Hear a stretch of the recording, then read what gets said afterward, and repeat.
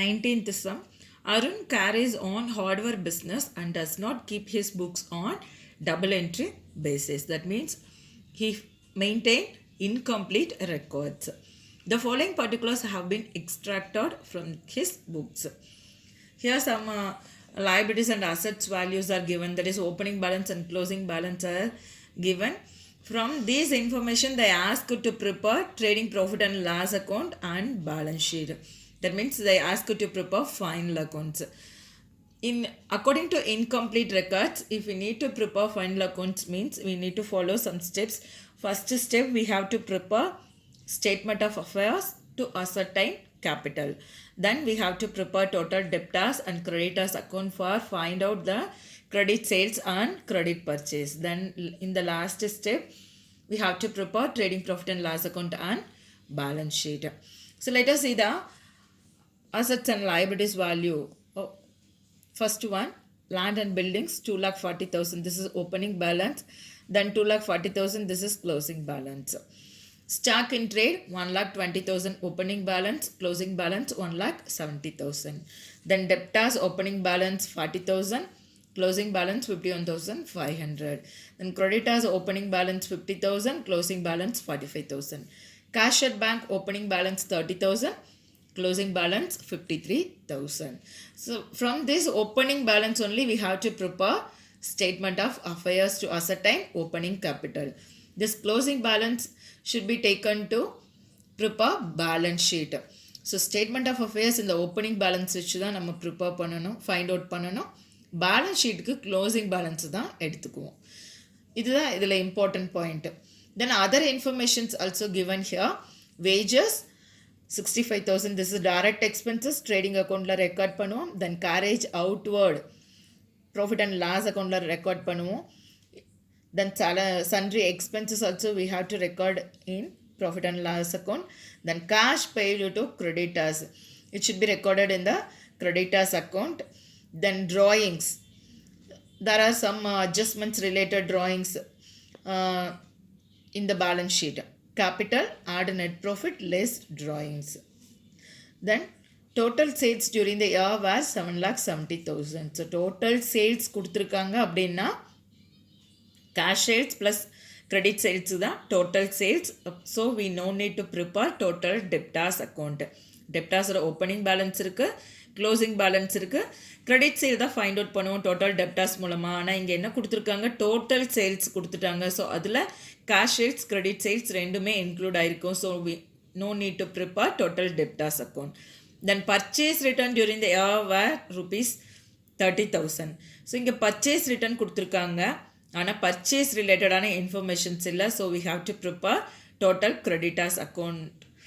தென் sales return வேர் 25,000. சேல்ஸ்லேருந்து sales ரிட்டர்னை deduct பண்ணுவோம் ட்ரேடிங் அக்கௌண்ட்டில். Then depreciate land and buildings by 5%. So land and பில்டிங்ஸோட வேல்யூ 5% ரெடியூஸ் ஆகிருக்கு அப்படின்னு சொல்லியிருக்காங்க.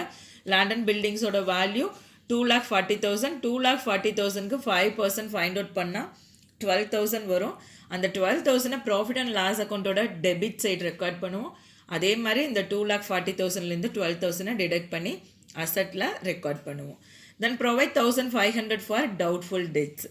டவுட்ஃபுல் டெட்ஸ்னாலே நம்ம கண்டிப்பாக எதில் இருந்து தான் நார்மலாக பர்சன்டேஜ் கொடுத்துருப்பா, சண்டே டெப்டாஸ்லேருந்து ஃபைண்ட் அவுட் பண்ணுவோம். இங்கே 1,500 அமௌண்ட்டே கொடுத்துட்டான். ஸோ ப்ராஃபிட் அண்ட் லாஸ் அக்கௌண்ட்டில் டெபிட்டில் 1,500 ரெக்கார்ட் பண்ணுவோம்.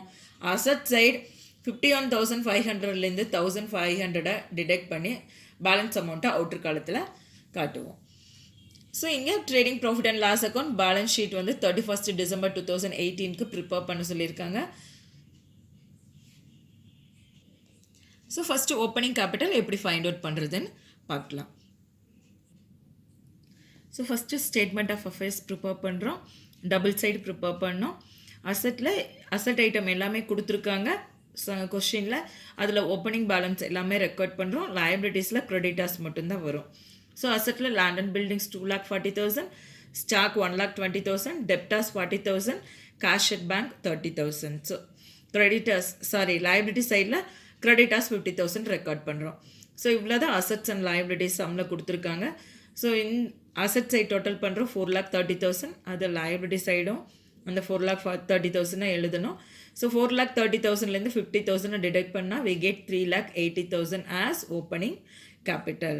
ஸோ இதுதான் நம்ம ஃபைண்ட் அவுட் பண்ண பேலன்சிங் ஃபிகர். பேலன்ஸ் ஷீட்டில் இதை தான் கேபிட்டலாக எடுத்துக்குவோம். தென் ஸ்டேட்மெண்ட் ஆஃப் அஃபேர்ஸ் அடுத்த ஸ்டெப்பு டோட்டல் டெப்டாஸ். ஆனால் இங்கே டோட்டல் டெப்டாஸ் ரிலேட்டடாக எல்லா இன்ஃபர்மேஷன் இருக்கிறனால நம்ம total creditors account next prepare பண்ணுறோம்.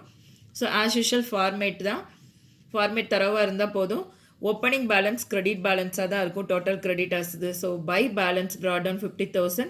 ஸோ ஓப்பனிங் பேலன்ஸ்க்கு ஆப்போசிட்டில் க்ளோசிங் பேலன்ஸ் இருக்கும். டூ பேலன்ஸ் கேரி டவுன்னு 45,000 ரெக்கார்ட் பண்ணிக்குவோம். அடுத்தது கேஷ் பெய்டும் பர்ச்சேஸ் ரிட்டர்ன். இந்த ரெண்டு ஐட்டம் மட்டும் டோட்டல் டெப்டாஸோட டெபிட் சைடு வரும். Cash paid 6 lakh, purchase return 30,000. So நாங்கள் டெபிட் சைடு டோட்டல் பண்ணால் 6,75,000 இருக்குது. இதை நம்ம கிரெடிட் சைடும் எடுத்து எழுதுவோம்.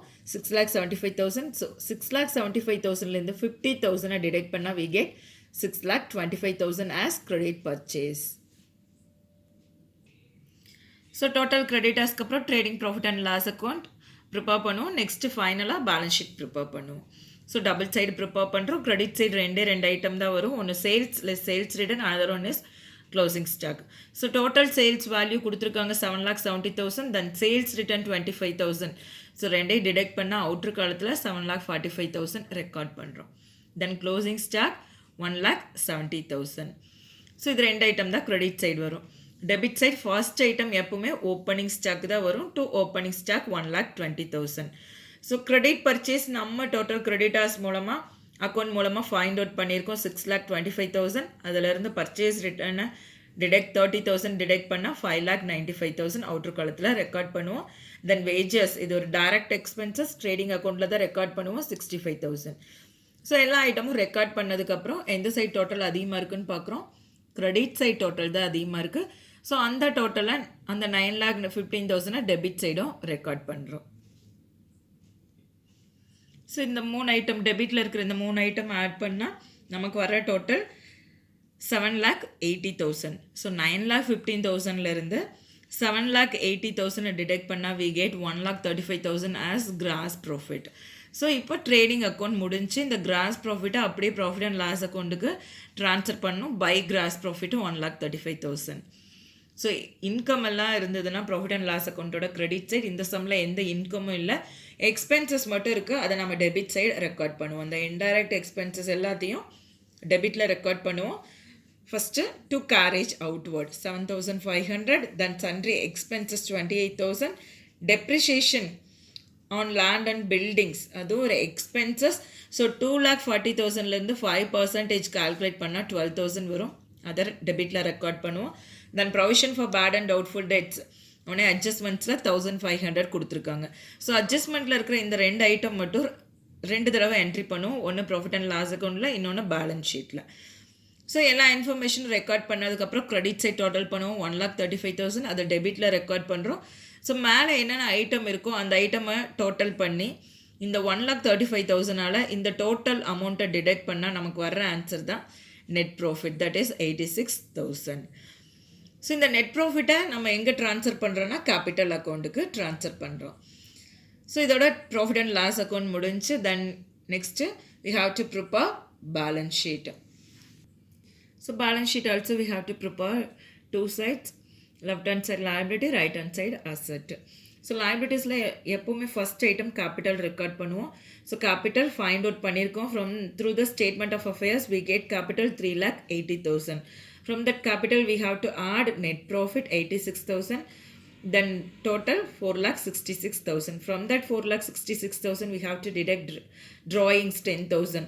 So 4,66,000 minus 10,000 we get 4,56,000. Then creditors is a liability, so we have to record on the liability side 45,000. Then asset side land and buildings 2,40,000. We have to deduct depreciation 12,000. So 2,40,000 minus 12,000 we get 2,28,000. Then closing stock 1,70,000. Then debtors 51,500. From that 51,500 we have to deduct provision for debtors 1,500. Then we have to record 50,000 in the outer column. Then last item cash at bank 53,000. So எல்லா ஐட்டமும் record பண்ணதுக்கப்புறம் total பண்ணால் we get 5,01,000 on both side.